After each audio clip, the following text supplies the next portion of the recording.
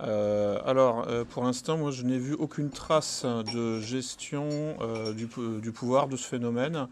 Manifestement, c'est vraiment un phénomène spontané qui donc est malgré tout assez structuré, mais décentralisé en même temps. Alors le fait qu'il y ait un phénomène de convergence malgré tout peut donner l'impression que c'est organisé de manière centralisée, mais je veux dire, moi j'attends les preuves. Il y a des modes d'organisation qui sont décentralisés. En biologie, on appelle ça de la stigmergie. C'est en fait des modes d'organisation indirects. Je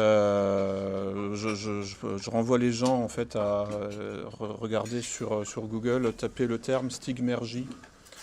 Et c'est ce qui permet, enfin c'est proche de la notion d'intelligence collective. C'est ce qui permet par exemple aux fourmis ou en fait aux insectes, enfin, aux animaux grégaires de s'organiser un peu à la manière d'un essaim, ou aux oiseaux aussi, donc de se déplacer dans l'espace de manière relativement unifiée, mais avec une forme, je dirais, variable, de façon un peu protéiforme. Bon, là, on a affaire à un phénomène de type organisation en essaim. Ça a été aussi théorisé par les stratèges militaires américains, notamment, justement pour aussi organiser des révolutions colorées. Mais c'est pas parce que l'outil a été utilisé pour des révolutions colorées, donc des phénomènes non spontanés, que la réalité en elle-même n'existe que dans le cadre de la révolution colorée. Enfin, ce que je veux dire, c'est que pour lancer une révolution colorée, vous utilisez les principes de la stigmergie, mais les principes de la stigmergie, c'est-à-dire de l'organisation décentralisée, existent en dehors d'une révolution colorée. Ils existent dans la nature, de toute façon. Je pense que, bon, moi j'attends les preuves. Concernant les phénomènes de type révolution colorée, comme en Ukraine ou dans les pays arabes, à un moment ou un autre, les preuves sortent, voire même les aveux. Quand effectivement les George Soros ou Victoria Nuland disent oui, ma fondation a joué un rôle dans les événements actuels, ou ça pour George Soros, ou Victoria Nuland du département d'État américain qui dit oui, nous avons investi 5 milliards de dollars en Ukraine pour y soutenir la démocratie, sous-entendu pour y soutenir les mouvements de type révolution colorée. Bon, bah là, ce sont des aveux. Je veux dire, il n'y a même pas plus besoin. Là, c'est au-delà de la, enfin, c'est au-delà de la preuve. Et puis les preuves, quand on les cherche, on les trouve. Là, pour l'instant, il n'y a rien de tel concernant les gilets jaunes.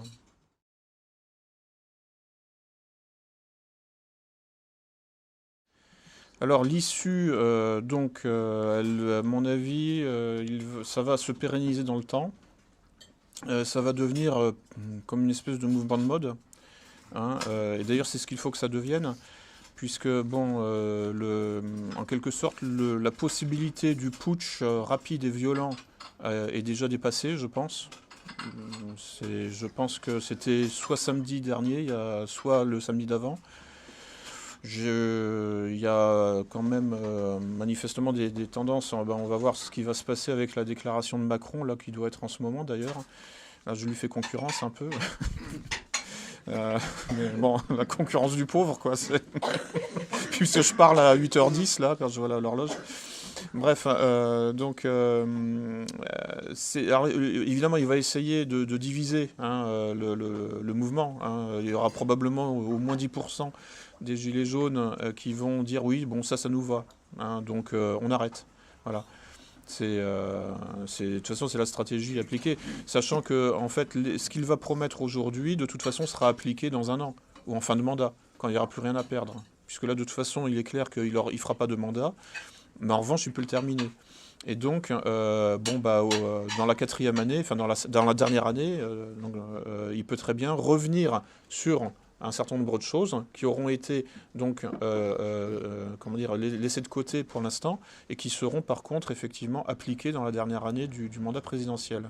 Parfois il y a aussi une technique juridique qui permet de découper et de faire passer dans plusieurs lois des éléments qui au départ étaient unifiés dans une seule loi. Donc ça permet de faire passer furtivement ce qui était inacceptable parce que visible Hein. Et là, d'un seul coup, comme c'est découpé en morceaux, morcelé, ça devient invisible en fait. Ce n'est plus visible par l'opinion publique. Donc c'est ce genre de technique, de technologie politique va être appliquée. Il faut compter aussi sur donc la fatigue, hein, le découragement. Mais bon, quand on a affaire à des gens effectivement qui n'ont plus rien à perdre, en fait, il n'y a plus de découragement puisque de fait, il n'y a plus rien à perdre. Donc autant aller jusqu'au bout pour un certain nombre des gilets jaunes qui vont continuer, c'est évident. Mais maintenant, ce qu'il faut, c'est... Alors, il y a quelques années, j'avais proposé le concept de révolution lente. Hein, je pense que c'est sur cette piste-là qu'il faut aller. C'est-à-dire, effectivement, maintenir un objectif révolutionnaire, c'est-à-dire un changement de régime, qui soit pas forcément... Enfin, il ne s'agit pas forcément d'abolir la République. Enfin, je veux dire, bon, faut être modeste aussi, hein. Alors certes, on peut effectivement se dire, voilà, il va falloir rétablir le roi et l'Église, mais bon, ça c'est le projet maximaliste. Hein. Et puis bon, il y a d'autres plans, il y a plan B, plan C, plan D, voilà. Donc voilà, donc... et ça peut être...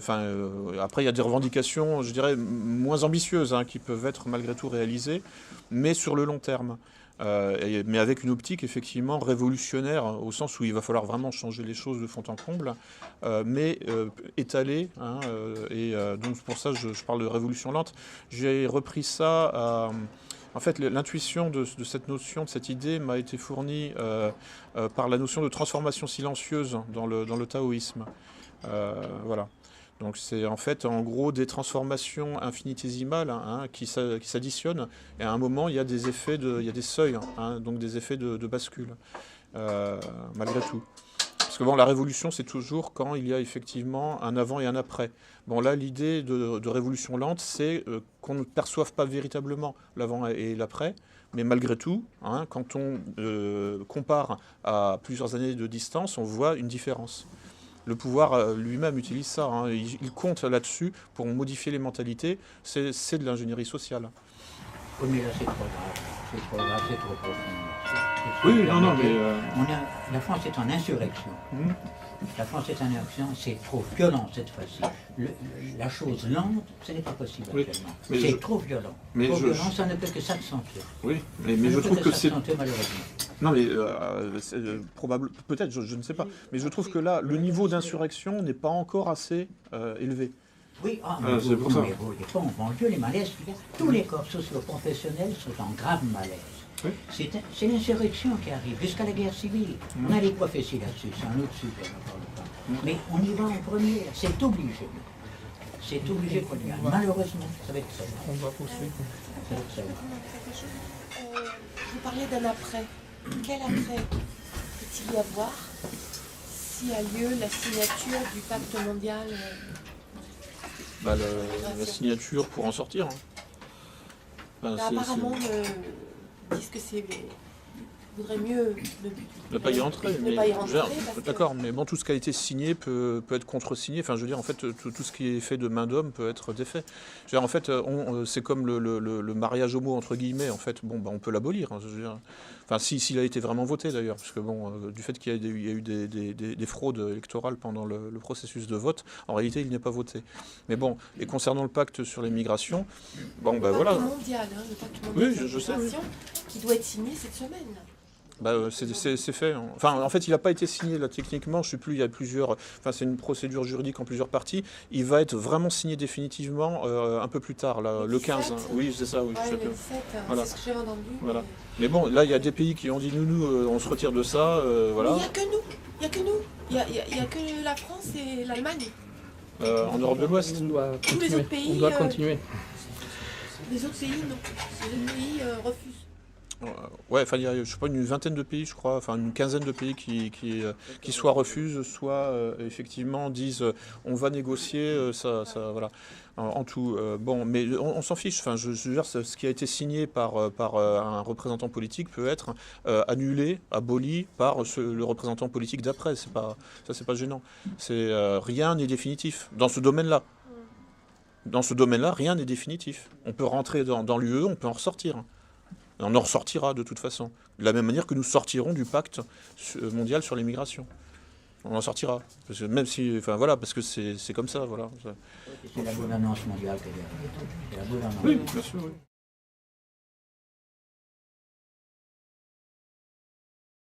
Oui, en fait, parce que, comment dire, le gilet jaune devient le symbole de la colère populaire. Donc en fait, il y a un potentiel d'extension mondiale. N'importe qui peut récupérer ça, parce qu'en plus, le symbole, enfin, c'est-à-dire, en fait, si on fait un peu de sémiotique, bon, le signifiant, c'est gilet jaune, le symbole, c'est l'objet, en fait, et puis après, il y a le signifié, c'est la signification, tout le champ des connotations, et là, c'est effectivement la lutte contre l'injustice, enfin, c'est le nouveau symbole, finalement, de la lutte contre le capitalisme, ou contre les injustices, ou contre le... Voilà. Donc, en fait, c'est un potentiel mondial. D'ailleurs, en fait, je crois même qu'en Irak, maintenant, aussi, il y a un mouvement gilet jaune. En Iran, oui, c'est possible, oui.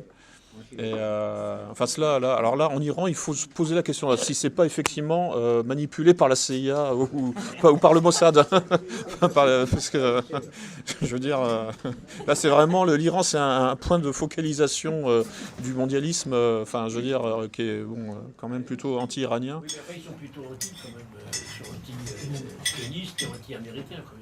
Oui, non, mais c'est pour ça, parce qu'il y a déjà eu des tentatives de révolution colorée en Iran. Voilà, et bon, là, on peut se demander dans quelle mesure, effectivement, comment dire, le Mossad, enfin, Israël, va pas se dire, ah bah tiens, on va récupérer les gilets jaunes pour semer la pagaille en Iran. Ça, il y a des risques, évidemment, de récupération de ce point de vue-là. Mais en dehors de ça, je vois pas comment c'est récupérable.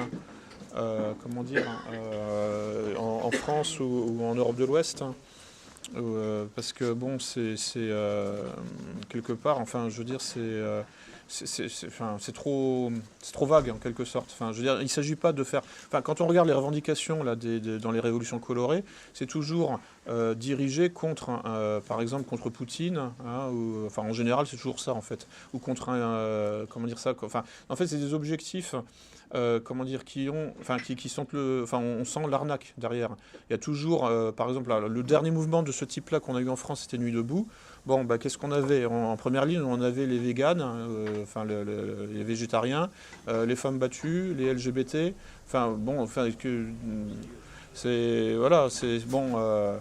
Je dis pas qu'il n'y a pas de femmes battues, mais bon, personnellement, j'en ai jamais vu. Mais je veux dire, le truc, c'est que c'est pas. Enfin, d'abord, améliorons le quotidien et il y aura certainement moins de femmes battues dans la mesure où le quotidien s'améliorera, quoi. Mais donc, quand les revendications sont sérieuses, bon, bah voilà, on a. Enfin, en fait, ce mouvement des Gilets jaunes exprime des revendications sérieuses. C'est-à-dire qu'ils ne partent pas sur des lobbies, sur des niches sociologiques extrêmement limitées, comme les végétariens ou les végétaliens, qui refusent même le fromage ou le yaourt, l'antispécisme et effectivement les transsexuels.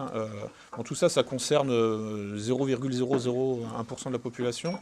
Quand on met ça en avant, et qu'en plus, derrière, il va falloir attaquer la Russie, parce qu'en général, à la fin, ça se finit comme ça, ou l'Iran. Bon, là, on voit exactement à qui on a affaire. Bon, là, en l'occurrence, il n'y a pas de géopolitique. On s'en fout de la Russie, on s'en fout de l'Iran. C'est un mouvement qui est centré sur le quotidien, sur les conditions de vie physiques. Et c'est pour ça que ça ne peut pas être récupéré, puisque on parle de choses, enfin, quand je disais générales, mais aussi triviales. C'est les conditions de vie physiques. On ne parle pas vraiment d'autre chose. Et en fait, la question du pacte mondial sur les migrations a été traitée aussi par les Gilets jaunes. Mais là, c'est pour des raisons aussi d'anxiété concernant l'insécurité que ça va faire monter, c'est certain. Donc en fait, c'est des revendications sur les conditions de vie physiques matérielles, bassement matérielles peut-être, mais c'est en ce sens qu'il n'y a pas de géopolitique. Il n'y a pas d'ennemi, géopolitique désigné, donc ça ne peut pas être récupéré effectivement par Israël ou par les États-Unis ou par les Britanniques.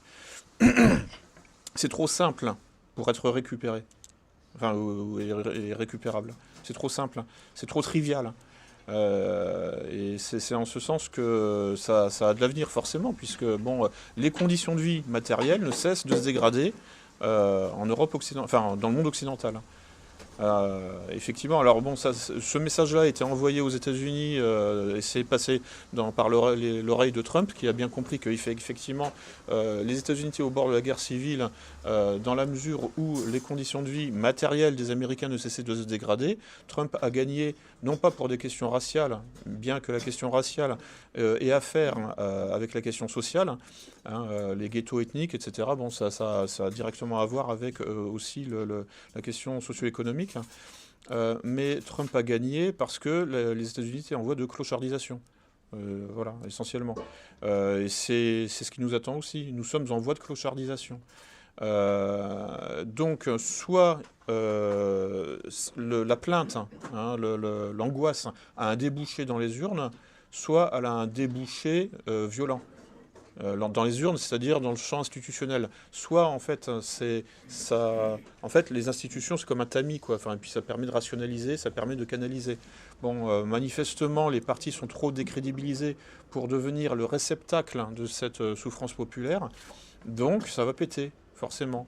Maintenant, bon, comme c'est pas encore assez avancé, comme c'est pas encore assez dégradé, ça n'a pas, les gens ne se sont pas jetés sur les CRS.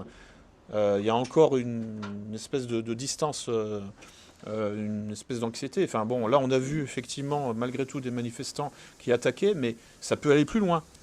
Mais il va falloir aussi une meilleure organisation, il va falloir des boucliers, il va falloir des armes contondantes, un peu plus, et puis surtout il va falloir pouvoir les faire passer, puisque là il y avait des barrages et des fouilles systématiques à l'entrée de Paris, aux entrées de Paris.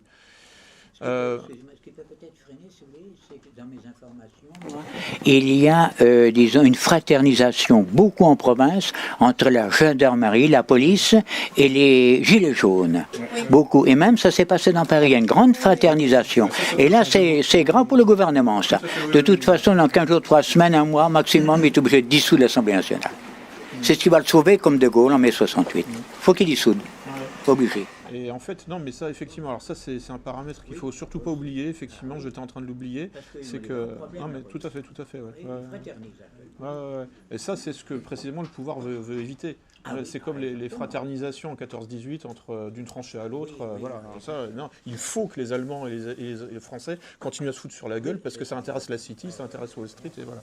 Donc là, effectivement, les convergences horizontales donc doivent être absolument évitées. Il faut trianguler les conflits, effectivement. Il y a la misère de chaque côté. Oui, voilà. Voilà, il se retrouve. Et ça, c'est merci de me lancer là-dessus. Effectivement, c'est essentiel. Donc il faut que cette fraternisation continue, évidemment. Oui, voilà, oui. Et ça permet. Alors là, effectivement, enfin, rien n'est sûr. De toute façon, bon, ce que je dis là, c'est que, mais à un moment ou un autre, de toute façon, il va falloir en passer en fait par un processus institutionnel. De toute façon.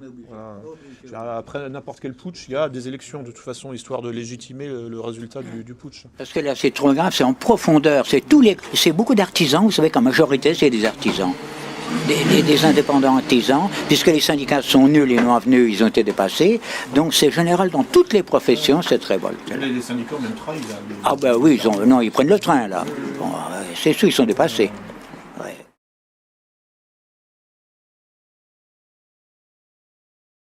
Alors, je parlais de ça hier là, avec un ami qui me disait, mais en fait, il ne faut pas attaquer Macron. Ce qu'il faut, c'est exaspérer les sponsors, les patrons, les parrains de Macron. Et c'est comme ça qu'ils vont lui dire de partir. Alors, et pour ça,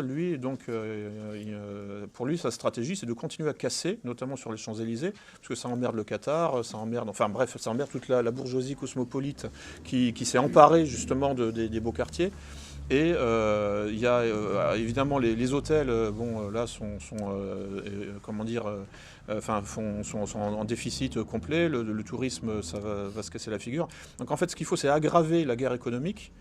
En France, il faut que la situation soit catastrophique. Donc, faut rajouter du chaos dans le chaos, parce que il y a le chaos contrôlé du pouvoir. Mais là, en quelque sorte, c'est du chaos qui vient, en quelque sorte, affronter le chaos contrôlé. C'est du chaos non contrôlé pour le pouvoir. Et en fait, moins par moins, ça fait plus. Vous avez raison, parce qu'à un moment donné, si vous voulez, j'ai un ami, qui, disons, a photographié, lui, sorti, disons, des cars policiers, des casseurs avec des barres de fer. Comme si, disons, il y avait un programme fait de ce côté-là, il faut casser sur instruction. Et après, on intervient. Tout est manipulé. Ouais.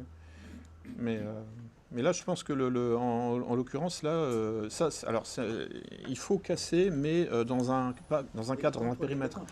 Là, en fait, moi, ce qui m'a donné le sentiment que, enfin, ce qui m'a apporté la preuve, pour ainsi dire, que c'était pas contrôlé pour l'ensemble, et que c'était vraiment spontané, c'est quand le 24 novembre, le parcours de la manifestation n'a pas été respecté. C'est-à-dire que la préfecture de police avait dit, bon, vous n'irez pas sur les Champs-Élysées, et les Gilets jaunes ont dit, on s'en fout, on va où on veut. Et là, bon, d'un seul coup, bon, j'ai un peu de parcours, enfin un peu de vécu syndical. Toutes ces manifs auxquelles j'ai participé pendant des années entre République et Bastille et Nation, au bout d'un moment, on se rend compte que ça sert absolument à rien parce que nous n'approchons pas physiquement du pouvoir. Donc ils ne se sentent pas en danger. Sur les Champs-Élysées, on s'approche physiquement du pouvoir. On s'approche donc de l'Élysée, évidemment, mais aussi de quelques ambassades. Ambassade des États-Unis, ambassade de Grande-Bretagne, ambassade d'Israël. On s'approche aussi de l'Assemblée nationale. On s'approche de la Banque Rothschild aussi, qui est juste à côté, qui est rue du Faubourg Saint-Honoré. Et puis, bon, le Crillon, là, qui est le lieu du rassemblement du siècle, enfin du lobby, là, le siècle. Donc, en fait, quand on s'approche physiquement du pouvoir, il commence à paniquer. Et là, on sait que effectivement, c'est pas contrôlé, enfin que c'est un mouvement spontané, parce que le pouvoir, quand même, bon, il est certes masochiste ou autodestructeur, mais pas à ce point-là. Donc, il va pas effectivement aider des gens susceptibles de le tuer physiquement à s'approcher de lui. Il y a 2 avions et la Koublet, ils sont en attente, ils ont été perquisitionnés en cas de fuite, voilà, comme de Gaulle. Oui, ouais.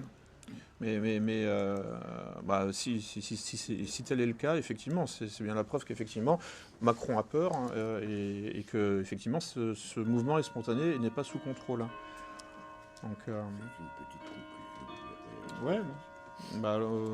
Voilà, donc bon, en fait, il faut quand on essaye de faire un peu comme ça de la guerre culturelle ou de la guerre de la guérilla, en fait, bon, il faut toujours avoir un plan A, un plan B, un plan C. Enfin bon, voilà, c'est le principe de stratégie de base, de stratégie et de tactique. Donc en fait, bon, le plan A, c'est-à-dire le coup d'État rapide et violent. Bon, voilà, j'ai l'impression que c'est un peu, ça va être difficile. Le plan B, c'est un mouvement qui se pérennise, qui dure, enfin ce que j'appelle une révolution lente, et qui peut devenir un vrai mouvement de mode, qui peut devenir vraiment la toile de fond de nos vies, et qui peut même s'universaliser. Ça peut devenir un mouvement mondial. Et avec vraiment, là, effectivement, une capacité de peser sur l'exercice de pouvoir, un peu comme un lobby. Vous voyez, c'est un peu ce que la Manif pour tous voulait faire. Bon, voilà. Et puis, alors, donc ça, c'est le plan B. Et puis bon, on peut envisager un plan C, etc. Quelque chose qui serait bien, oui, aussi, ce serait que les 2 millions de gens qui étaient sur les Champs-Élysées à l'occasion d'une manif pour tous reviennent samedi prochain. Ça, c'est un message que je lance à Ludovine de la Rochère. Ce serait bien. Oui, d'accord, mais bon, c'est un jour, il faut surmonter sa peur, et puis. Voilà, ce serait effectivement là, ce serait des sacrés renforts. Ce serait comment dire, un peu comme la cavalerie, quoi. Voilà, qui viendrait effectivement. Parce que bon, là, par contre, là, on peut prendre l'Élysée. Là, si on est 2 millions sur les Champs-Élysées, là, on peut. Avec 2 millions sur les Champs-Élysées, avec la détermination des Gilets jaunes. Parce que effectivement, les 2 millions de gens qui ont manifesté sur les Champs-Élysées pour la manif pour tous n'avaient pas la détermination des Gilets jaunes. Enfin, j'y étais. Voilà. Je faisais partie des 3-4 gugus qui ont essayé de monter une barricade. Ce jour-là, bon, ça n'a pas marché du tout. Les gens n'étaient pas là pour ça. Mais là, en fait, le nombre plus la détermination, là, par contre, le plan A redevient d'actualité. C'est-à-dire, en fait, rentrer dans l'Élysée. En fraternisant évidemment avec les forces de l'ordre qui baissent leur casque et qui nous laissent entrer. Et puis bon, bah voilà, là on dépose Macron et ça devient vraiment un mouvement intéressant, enfin important en tout cas.